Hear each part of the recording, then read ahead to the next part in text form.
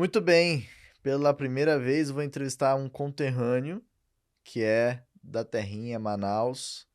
Gavinho tá aqui conosco, obrigado por ter vindo, diretamente de Portugal, não diretamente para cá, mas veio pro Brasil e eu dei um gancho aí para colar aqui com a gente. É... Gavinho, acho que hoje eu vou fazer o papel de alguém que não conhece Manaus e fazer perguntas que você sabe que eu sei a resposta, mas para que a gente fale sobre um lugar que eu gosto muito e que pouca gente sabe, que é um polo de software, né? Sim. Que acho que não tem o reconhecimento devido, né? E você, a gente se conheceu lá atrás fundando uma empresa, né, de tecnologia em Manaus, né? Foi o Ingress. E só que na época tu já trabalhava numa fundação, né, num instituto de tecnologia lá. Sim. Acho que vai ser legal conhecer um pouco, mas antes de a gente entrar na tua profissão, tech, falar de Manaus, acho que é legal o pessoal saber um pouco da tua história. Então, tua formação, como é que tu entrou em tech, o que que tu achou de interessante. Tá bom, tá bom. Bem, obrigado pelo convite, né? É bem bacana aqui participar. Bem, vou tentar resumir aqui, né? Eu tenho um pouco mais de 40 anos, então minha história é um pouco antiga, né? A minha formação, desde sempre, né? Eu me interessei por tecnologia, né? Ainda adolescente, né? Já comecei a estudar e fazer cursos de programação, enfim, o que estava ao meu alcance. E depois fiz um curso técnico, né, ainda em Manaus, né, numa instituição excelente que tem lá, né, de formação em tecnologia, né, ela passou que é a Fundação Matias Maquiline, né, Uhum. ela passou, claro, por momentos e mudanças de nomes no passado, hoje voltou a ser Matias Maquiline, né, É. já Quando eu é, estudei lá, era a Fundação Nokia. era a Fundação Nokia, exato, A né, Fundação Nokia. E eu não sei se é o caso da Matias Maquiline, acho que não, mas quando virou Fundação Nokia, era o único projeto social da Nokia no mundo, no sentido né, educacional como era. Então era a única escola no mundo que a Nokia dava, né, sim. recurso.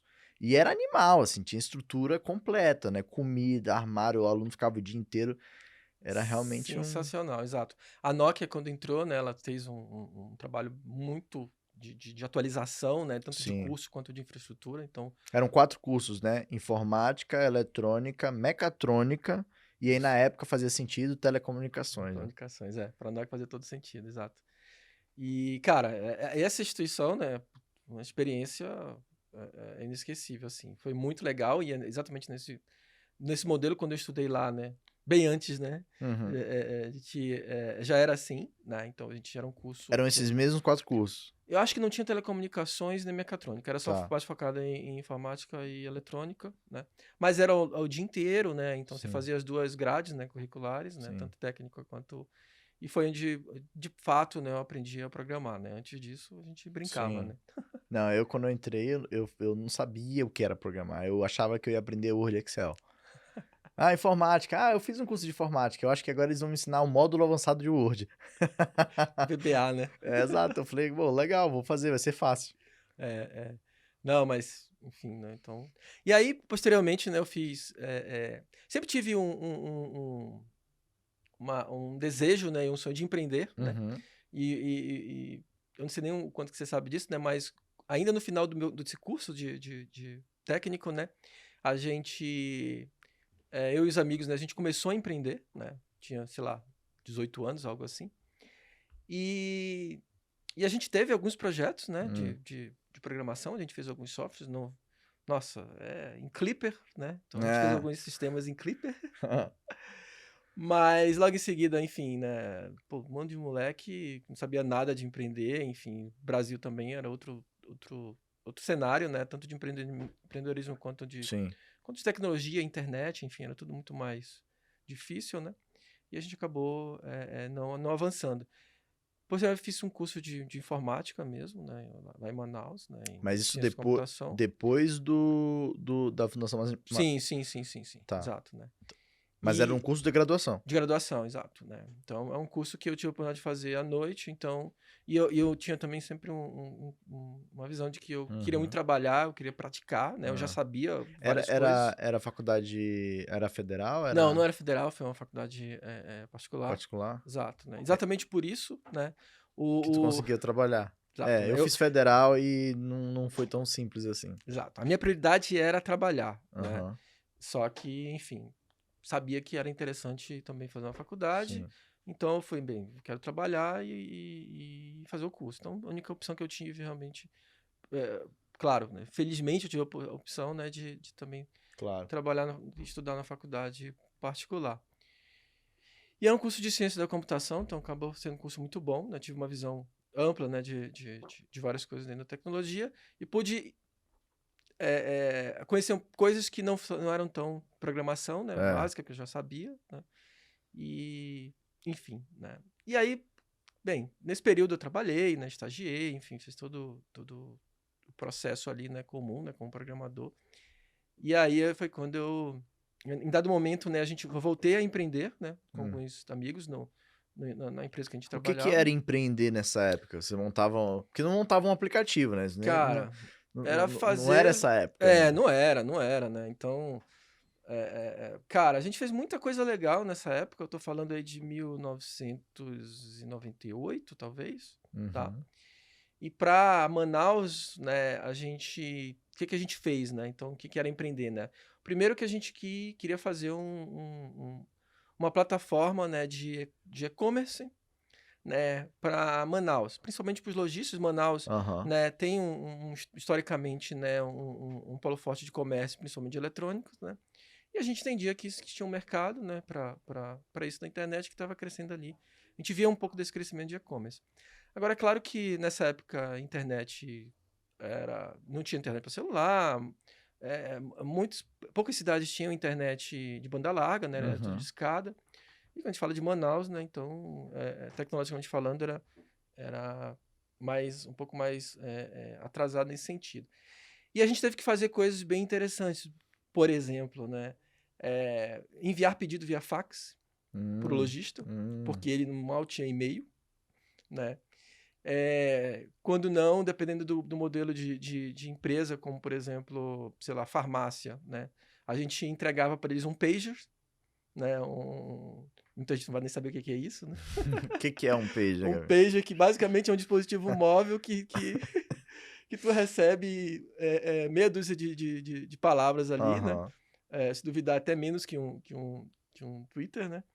É, Até um tempo ficou muito ainda popular na área de saúde, né? Com médico, talvez até ainda É, exista isso, isso. ainda opere. Mas era isso. Então a gente tinha uma parceria com a empresa que operava, né, o sistema de pagers em Manaus, e a gente entregava um pager em comodato e esse cara recebia ali o pedido. Uhum. E aí entrava no sistema, né, para olhar o que é o pedido, né? Basicamente era um sistema de alerta, né? Entendi. É, é, Era o push notification Era da um época. push notification da época, exatamente. Cara, muito, muito louco. E foi isso. E, cara, aí a gente investiu bastante nisso, né? Construiu essa plataforma que gerava loja, enfim, tanto num conceito Era você e mais white label. quantos? Cara, a gente chegou a ter acho que uns 4 ou 5 desenvolvedores assim na equipe, né? Uhum.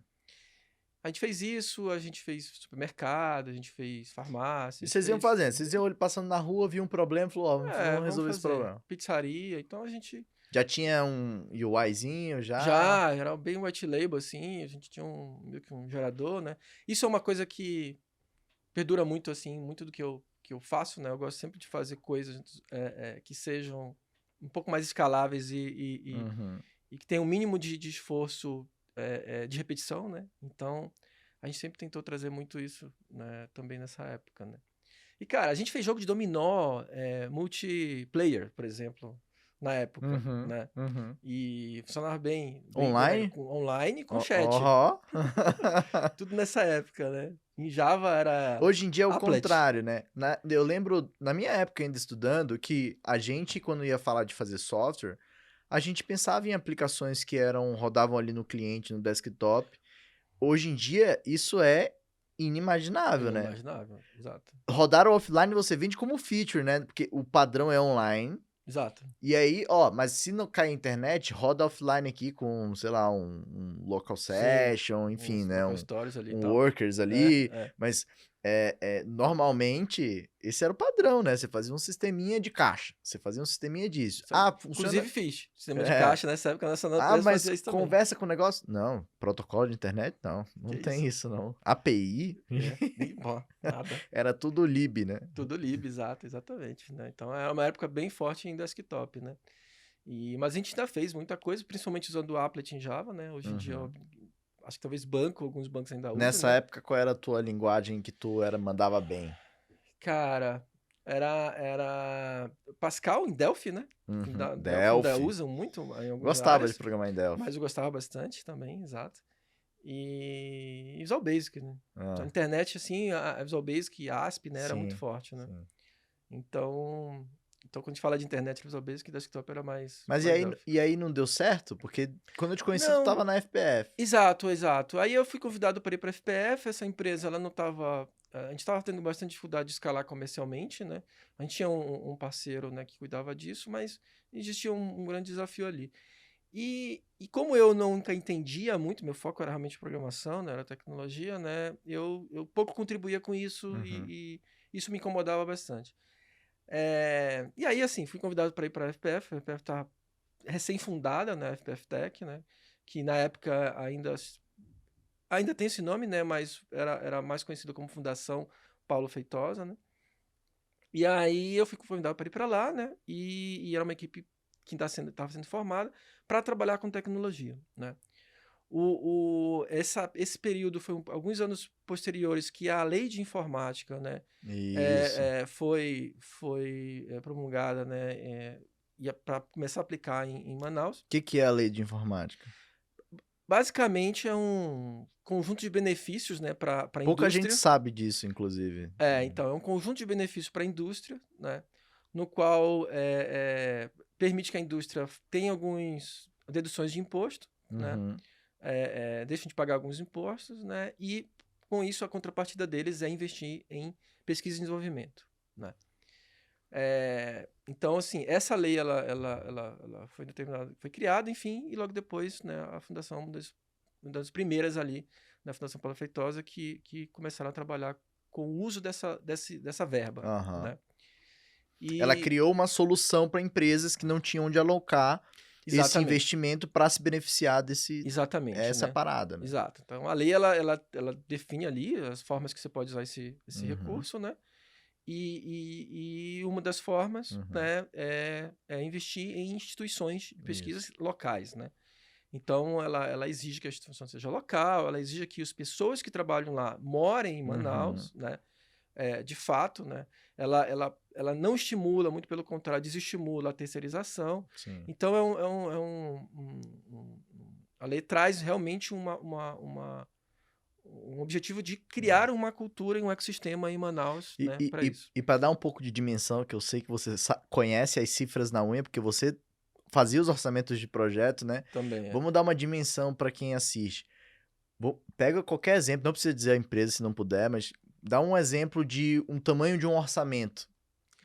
Cara, tinha empresa lá, né, e com certeza tem ainda atualmente, né, apesar de tá um pouco Sim. longe, né, nos últimos anos, mas, sei lá, 80 milhões por ano, Uhum. né, Um de recurso. projeto, né? Não, aí eu tô falando de um recurso inteiro de uma empresa, Não, né. pois é, um projeto que eu digo assim, é uma empresa, não é 80 milhões Isso. a lei, né? Isso, 80 não, milhões uma não, não, não. empresa. Uma empresa com verba para investir em cerca de 80 milhões, 50 milhões, Uhum. 30 milhões. E aí ela vai E aí, distribuindo e aí ela ali. distribui e cria os projetos, exatamente, né? Dentro dos institutos, tem vários hoje em dia, Sim. né? Ou ela mesma, né? Ela tem também uma possibilidade de investir internamente, né? Aham. Também. Dependendo do tamanho da receita que ela tem e da verba, ela não pode investir tudo internamente. Uhum. Ela tem que distribuir isso aos institutos, então a lei define Legal. isso também. Então, realmente, com o objetivo de criar um ecossistema, e foi criado, né? E eu fiquei ainda na Fundação Paulo Feitosa, né? E hoje, né, a gente conhece mais como FPF Tech, né? Uhum. Por mais acho que quase 15 anos, né? Sim. E sim, né? Então eu fui para lá, entrei como programador, né? Nós tínhamos uma equipe pequena, né? E quando eu saí, né? A gente já tinha uma equipe mais de 100 pessoas, quase 200, né? E fizemos um monte de projeto, né? Tem uns É, projetos bem high-tech lá pra época, né? sim, tem. tem, Tinha, tem. foi lá que saiu aquela notícia do projeto do mouse ocular, né? Mouse ocular, exatamente, Que era, exatamente. que era, você tava sei lá, não tinha movimentos, aí botava uma câmera da tela, né? Aí lia O mouse ocular é um projeto que nasceu com eletrodos, né? Você Aham. colocava eletrodos na face, né? Para captar os sinais elétricos, né? Do movimento Ah, muscular então dos ele olhos não lia a posição do olho. depois. Ah, depois. Depois. Então ele nasceu com eletrodo, né? E é um projeto, um dos primeiros projetos da FPF, né? Aham. Idealizado pelo professor Manuel Cardoso, né? Que era um parceiro, né? Uhum. Nessa época dele da FPF. E então, assim, era assim, né? E depois, posteriormente, né, com o avanço da tecnologia também, né, de reconhecimento de imagem, né, que começou, não, vamos tirar o eletrodo, né, que ainda assim Sim. é um método intrusivo, né, para pessoas que têm ali, que não têm, né, movimentação do corpo, Sim. só dos olhos, ou às vezes nem, só dos olhos mesmo, tem gente que usava ali que nem a cabeça mexia, É, né, é. e para conseguir usar ali o computador, né. É interessante que nessa época se falava em reconhecimento de imagem, e eu lembro que era um buzz na época, reconhecimento de imagem, todo mundo queria falar de reconhecimento de imagem, mas não se falava em inteligência artificial, né? Não, não se O pessoal falava. falava só do reconhecimento de imagem. Exato, exato.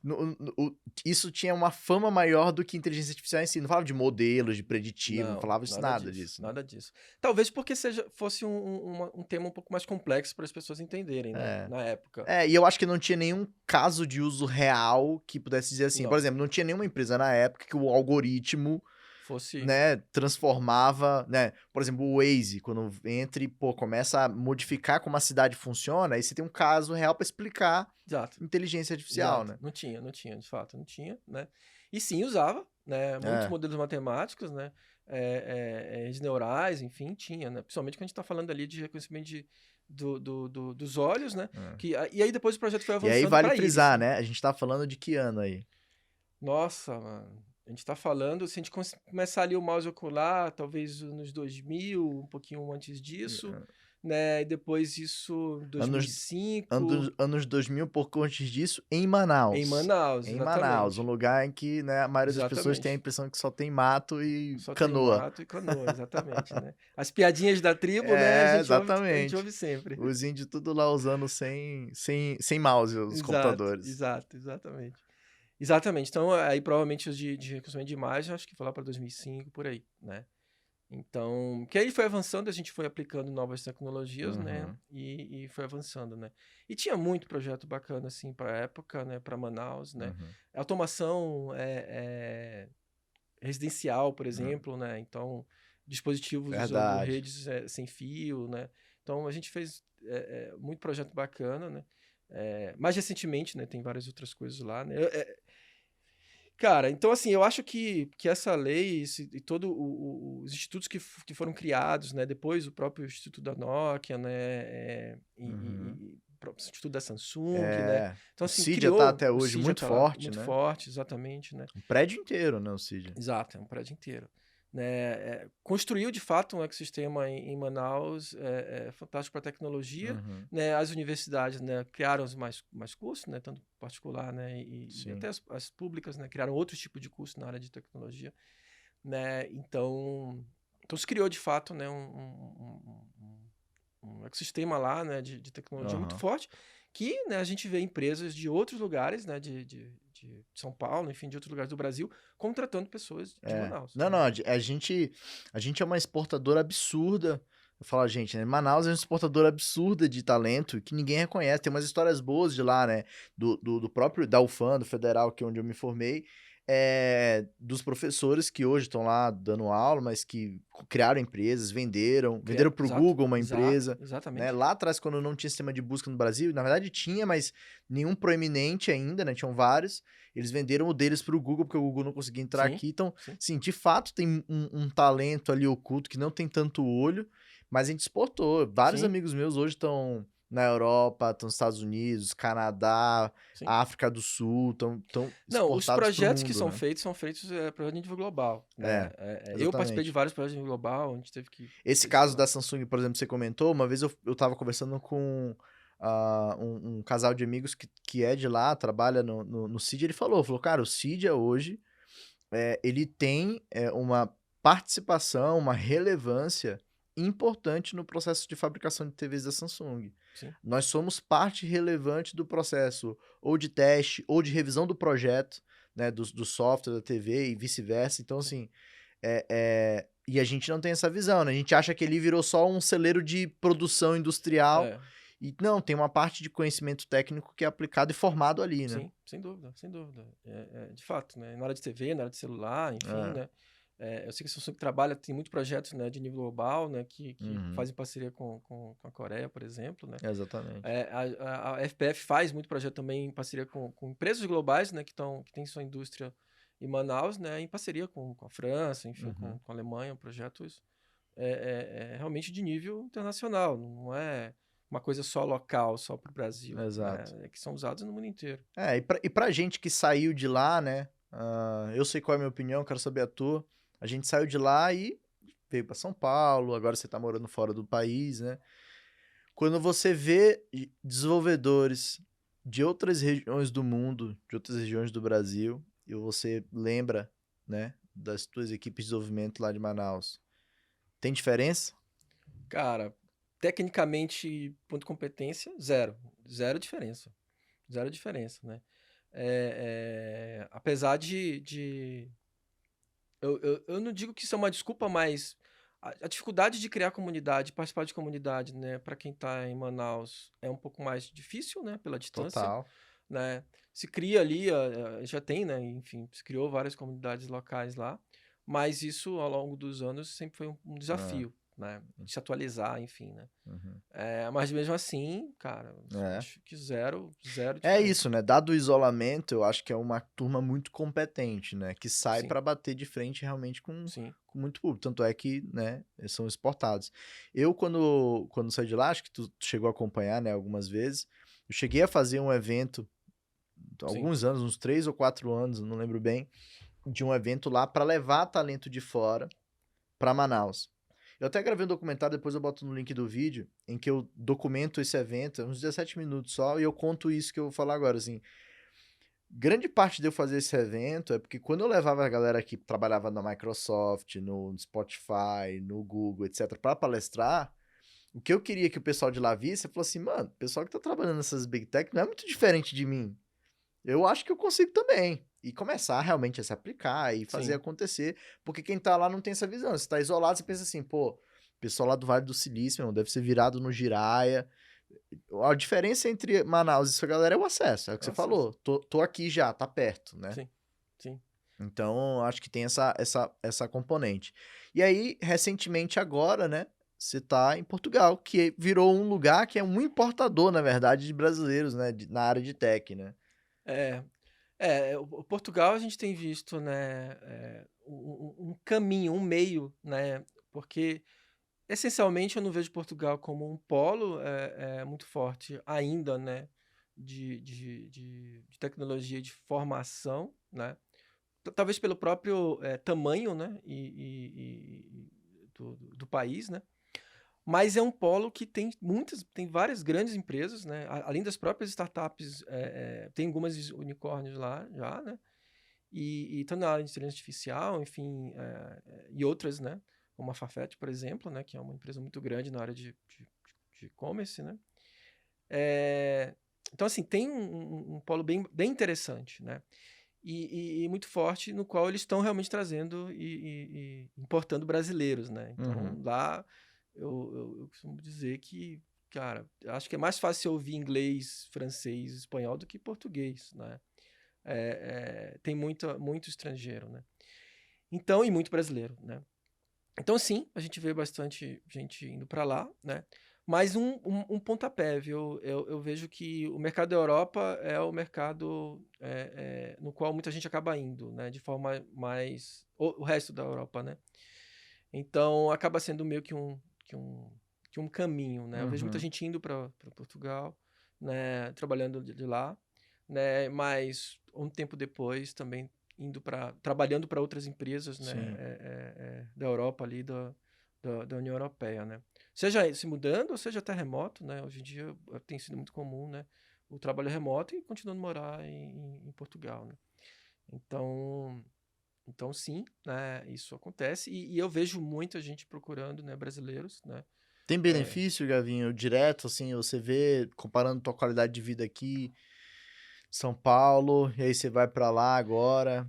E você foi pra lá um tempo, inclusive, trabalhando pra uma empresa brasileira, né? Foi, Então, o foi. que que tu vê de diferença aí de estilo de vida, de...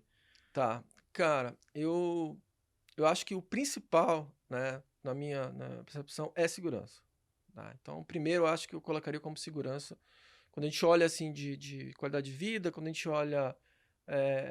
Por mais que aqui no Brasil, né, você tenha um nível, dependendo do que você faz, né, principalmente na área de tecnologia, né, você tem acaba tendo oportunidades melhores de morar em lugares, né, um pouco melhores, mas ainda assim você vai para a rua, você tá, né, como todo mundo, né, então você tem um senso de tensão, né, Uhum. em relação à segurança maior, né. Quando você vai para Portugal, cara, zero problema. Não quer dizer que não seja um lugar que não tenha problemas, né? Claro que tem. Mas logo quando você chega, você ainda fica com um pouco com esse estigma, né? Com Aham. Os não, traumas, esses traumas, aham. né? Alguns meses depois, eu Vai acho que você vai relaxando. relaxando, né? Você vai vendo que as coisas são muito mais tranquilas e tal. Então você acaba tendo menos tensão nesse sentido, sabe? Então Uhum. você vive um pouco mais tranquilo nesse tema de. A gente fala de segurança, né? E uma vez eu ouvi um rumor, que eu não sei se é verdade, vou confirmar contigo agora, de que os portugueses não estão muito felizes com essa entrada de vários brasileiros lá. É verdade? Olha, acho que se a gente falar de portugueses no modo geral, né, e principalmente os Eu não sei mais nem se é português que faz, tradicionais, lusitanos. é, talvez não, tá? Talvez não, né? Mas eu acredito que eu acho que o incômodo deles maior é mais na área de serviço, outras áreas, tá? Uhum.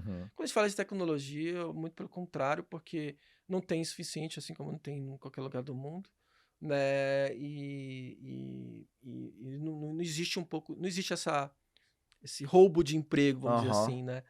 Então, Mas e em relação ao uso da cidade, né? Porque são culturas diferentes, né?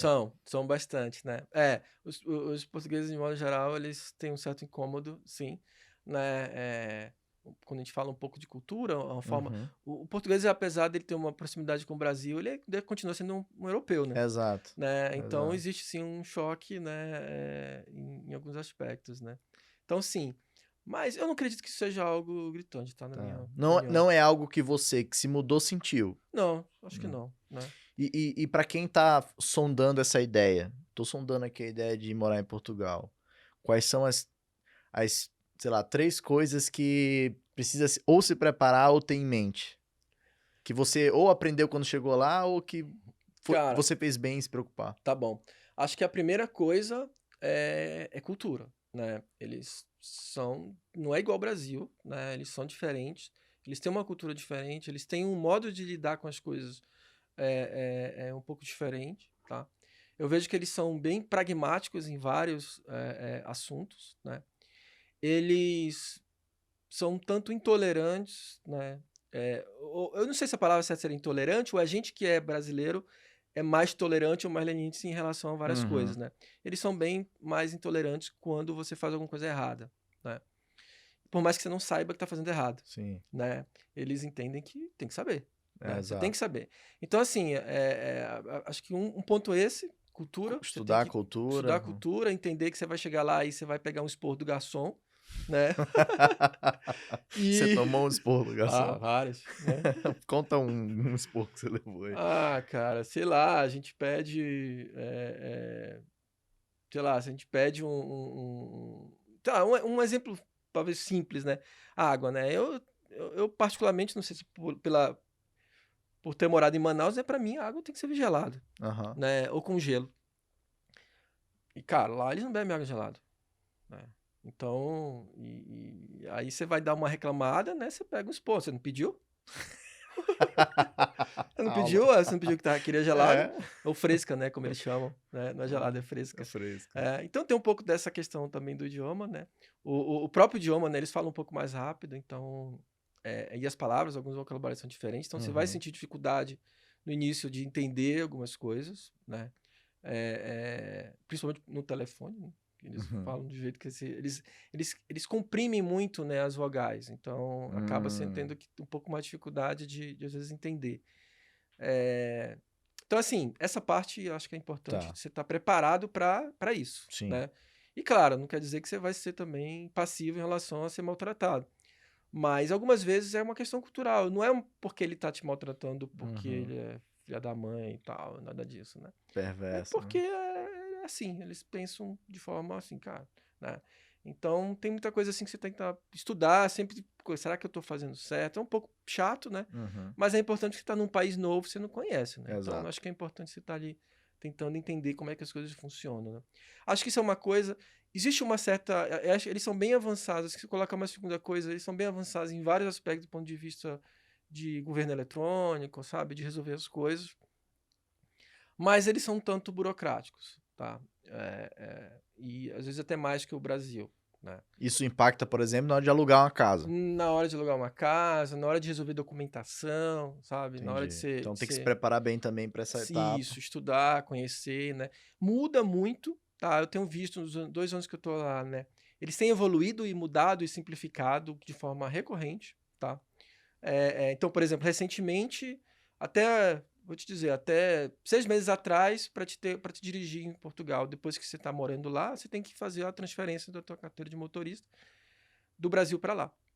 Tem um processo para isso, você não precisa fazer uma Uhum. nova carteira, né? Então, essa proximidade, né, e vários acordos que o Portugal tem com o Brasil facilita bastante para o brasileiro.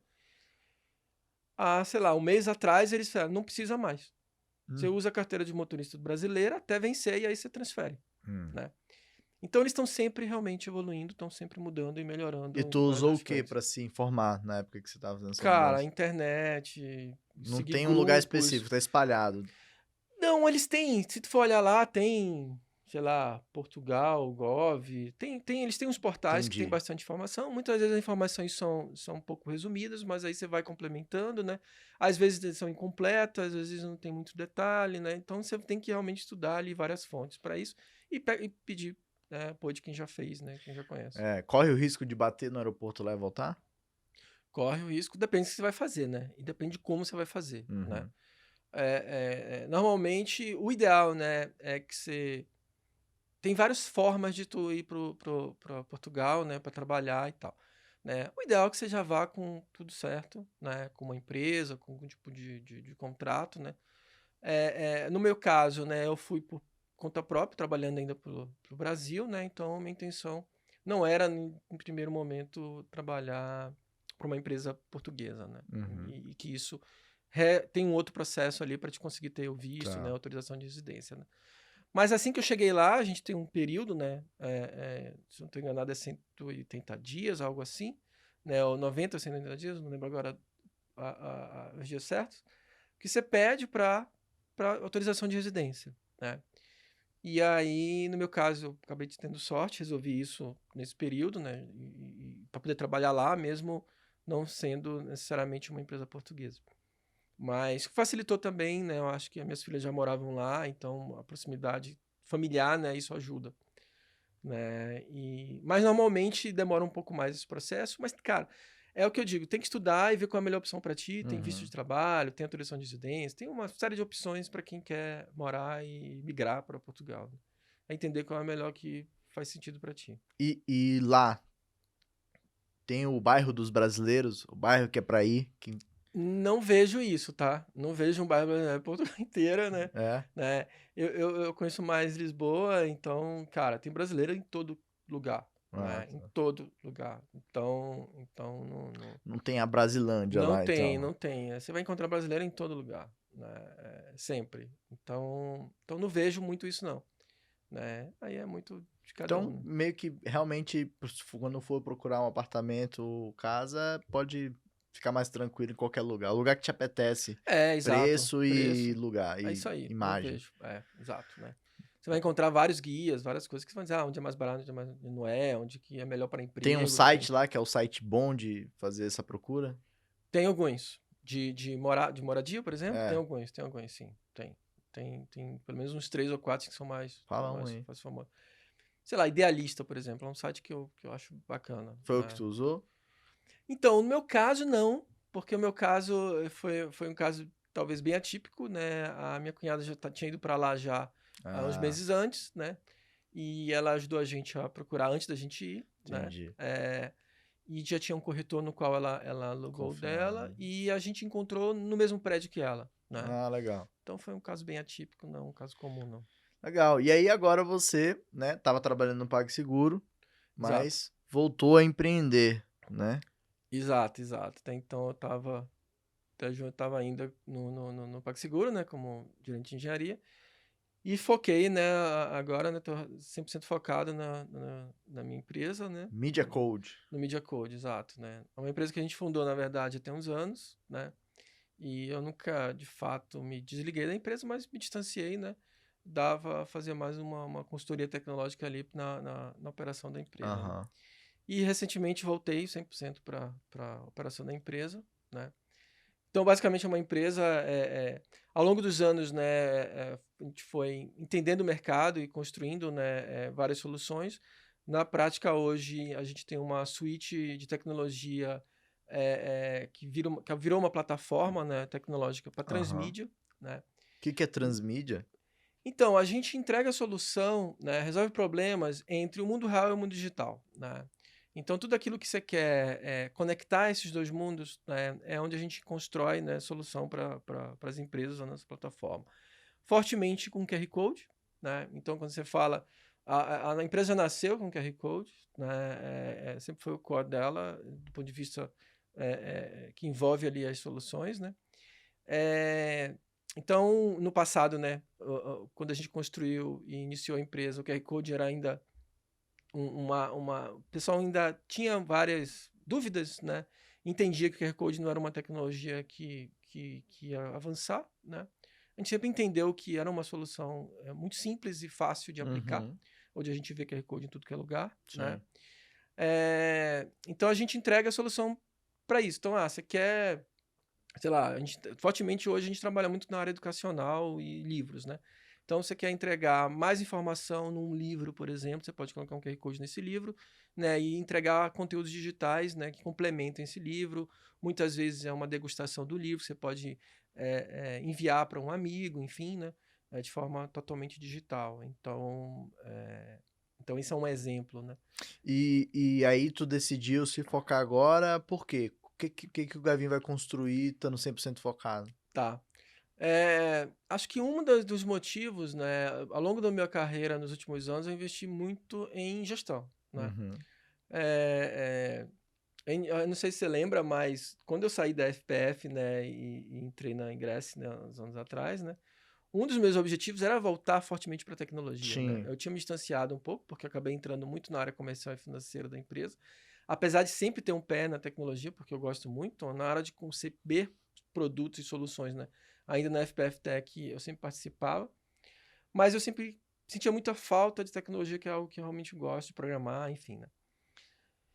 E ao longo dos anos isso, a gestão sempre me puxou, né, e me distanciava da tecnologia. Então quando a gente fala hoje, assim, cara, é um retorno a isso, né, eu gosto muito de programar, nunca parei, mas é voltar de forma mais, em vez de ser uma inversão ali, onde 80% do meu tempo era mais gestão, né, e 20 tecnologia, eu quero inverter, né, eu quero 80% do meu tempo tecnologia, programar, né, aprender as coisas que tenham um O pouco mais Media Code é recentes. feito em Delphi? Não, não é feito em Delphi.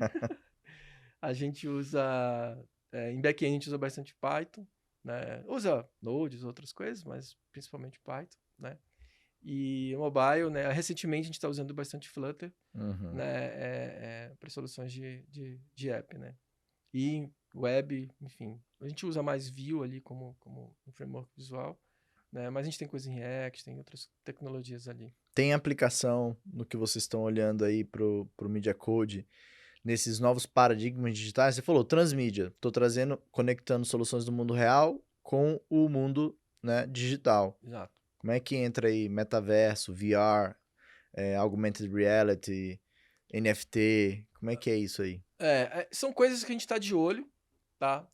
A gente já teve até algumas discussões quando a gente fala ali de realidade aumentada, né? Realidade virtual menos, né? Que acaba exigindo dispositivos, né? Sim. Então, isso é um ponto. A gente, quando exige muito dispositivo ou muitos recursos, são coisas que a gente geralmente não entende como Aham. o momento, né? tem um momento que vai acontecer isso, né? A gente, o corpo, né, a nossa formação ela é muito na área de mobile, então a gente entende que para determinadas tecnologias acontecerem, avançarem, se popularizar, precisa ter dispositivos, leva tempo para isso acontecer, né? Uhum. Então, mas quando a gente fala de realidade aumentada, por exemplo, a gente enxerga isso fortemente, porque se a gente olha na prática, a realidade aumentada é uma tecnologia transmídia, né, onde você tem ali algo no mundo físico, né, de alguma forma é, mesclando, né, com o digital, né? Então a gente já fez alguns projetos nesse sentido, né, para entregar conteúdo, ou entregar algum tipo de publicidade, enfim, algum Uhum. tipo de, de produto nesse sentido, né? Cara, metaverso, né? A gente olha o metaverso, é um mundo essencialmente digital, né? Hoje, né? E como eu falei, eu acho que ainda vai levar uns anos aí para que isso tenha de fato um, um valor comercial, né? A gente só está de olho, mas eu acho que ainda está distante, né? A gente hoje, né, busca soluções de mais curto prazo, né, para os Aham. nossos clientes. Muito bom. Maravilha. Gavinho, para todas as pessoas que nos ouvem, né, e estão começando na carreira, o que que você, como você bem falou, com seus 40 anos aí já nas costas, já com experiência em vários tipos de indústrias, né, novas, indústrias antigas, o que que você pensa que hoje é importante no processo de aprender para entrar nessa carreira tech que a gente está? Ou seja, o que que eu não posso deixar escapar? Você, por exemplo, optou por uma faculdade à noite para poder trabalhar. Então você entendia que trabalhar era importante para o teu processo ali de, né, crescimento e aprendizado. O que mais você acha que é importante nesse processo de entrar na indústria? Cara, acho que prática, né? Ao longo da minha carreira, eu nunca enxerguei, né, o próprio mercado, né, a própria formação formal, tá? Ela não deixa de ser importante, né? Mas a gente sabe isso, às vezes parece um clichê, mas, cara, o mercado quer prática, né? Quer saber, você tem que saber fazer, né? Uhum. Entregar, né, o que você está ali se comprometendo, enfim. Então, assim, para quem está começando, é praticar, né? É estudar, fazer. Não esperar, né, que alguém vai te dizer, cara, faz isso, faz aquilo para te testar, né? Então, cara, você tem ideias, tenta fazer, vai estudar. Hoje em dia tem um monte de facilidades, né? Esse é o tempo que a gente usava BBS para encontrar Uhum. solução, né? Então, assim, isso é outra história a gente falar de BBS aqui, né? O mundo antes da internet. Então, assim, hoje em dia tem muitas fontes. Então, cara, a Uhum. primeira coisa é praticar, independente se você sabe ou não, testar, né? Participar de comunidades que você vai encurtar vários caminhos, né? Não ficar, às vezes, também batendo num problema, né? Assim, buscar ajuda, né? E participar ali, ter pessoas que possam, de alguma forma, te colaborar contigo. E sim, praticar e praticar, realmente fazer bastante. De certa forma, isso vai te construir um portfólio, né, de soluções e de Uhum. experiências, né? Porque quando a gente desenvolve no mercado, né, é meio raro ser assim, cara, vou fazer um negócio aqui que ninguém nunca fez. É. É meio raro. Você sempre vai Uhum. encontrar ali, quanto mais bagagem de experiência tiver, independente de ter um trabalho, Exatamente. você não precisa ser empregado para isso. Você faz isso de casa, se você tiver um Exatamente. computador, né? Então, acho que isso para mim é fundamental. Eu vou colocar talvez aqui mais duas coisas, tá? A segunda é qualidade, né? É muito comum hoje em dia, tem muita coisa pronta, você vai ali na internet, você pega um código Uhum. pronto, copia e cola e acha que aquilo ali tá ok, funcionou, você vai fazer um teste e, pô, é isso, pô, beleza, fechou. Não, não é assim, né? Acho que você tem que estar muito preocupado com o que você está fazendo, entendendo o que você está fazendo, né? Qualquer coisa que você for copiar ou da internet ou biblioteca, você tem que entender o porquê daquilo, né? Então, não simplesmente abstrair. Hoje, a gente fala hoje em tecnologia, tem muita abstração, né? Muito framework, muito. Cara, mais uma vez, o tempo que não existia isso, a gente tinha que se Uhum. preocupar como o banco de dados ia processar uma query, entender como esse banco de dados estava funcionando, né, Sim. para construir aquela query, porque senão você está ferrado. quando você estiver ali batendo centenas ou milhares de usuários. Hoje em dia você pouco precisa entender isso, mas você tem que entender o que você está fazendo, então é importante você estar sempre buscando se aprofundar, né, no todo que você está ali. E quando a gente fala de qualidade, né, a gente está falando de teste, a gente está falando de uma visão, né, mais ampla, né, dela, não só o caminho feliz, que muitas vezes o programador acaba buscando o caminho feliz que ele está construindo, mas buscando cenários, né, disso, né. Tanto é que hoje, né, eu até tenho falado assim para algumas pessoas, eu falo, cara, você quer começar a trabalhar com tecnologia, começa com qualidade. Começa aprendendo a testar, começa aprendendo a criar casos de Pode teste, crer. aprender outros caras. Seja um cara, um teste, sabe? Um cara de qualidade.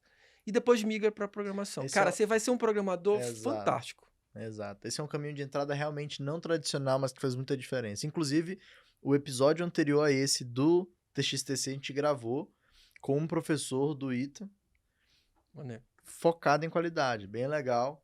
Quem quiser assistir, vou deixar o link aí. E ele fala isso. Ele fala assim, cara, qualidade é uma parte do processo de construção de software. É que as pessoas começaram a confundir e acham que é uma etapa. Não, ela é parte Exato. do processo inteiro.